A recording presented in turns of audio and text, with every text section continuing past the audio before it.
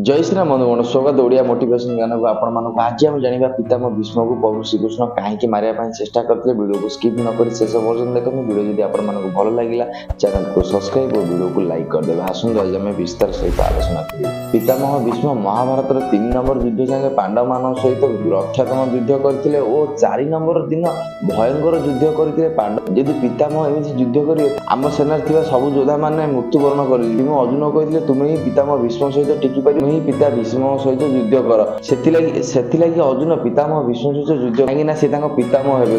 ପିତାମହ ଭୀଷ୍ମ अर्जुन सहित युद्ध करथिले। अर्जुन पितामह भीष्म को युद्ध रे पारु नथिले किंतु पितामह भीष्म पांडव मानकर सेना को विध्वंस करबाकू लागुथिला।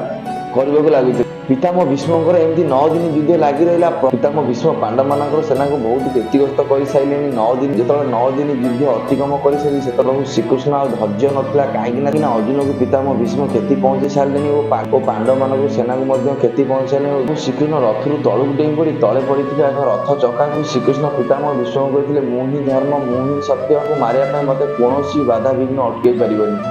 अर्जुन रथरू तलू आसी श्रीकृष्ण गोड़ धरी कहते प्रभु रही जाऊँ कहीं मुझे एमती भूल करने को देवी कहीं आप शपथ नहीं युद्ध में क्या हाथ उठेबी मुझे वचन भांगा देवी मुझे कलंक लगे देवी वचन दूसरी मु पितामह भीष्म सहित युद्ध करी। से समय प्रभु श्रीकृष्ण पितामह भीष्म को कहते ये मोर गोटे माया था युद्ध तुम सहित कर भीष्म प्रभु श्रीकृष्ण कहते मोर बोधे भाग्य नाला आपण हाथ में मोक्षपात करने किए तो मोर गोटे माया था। अर्जुन जानू जे कि तुम बध भी असंभव नुह।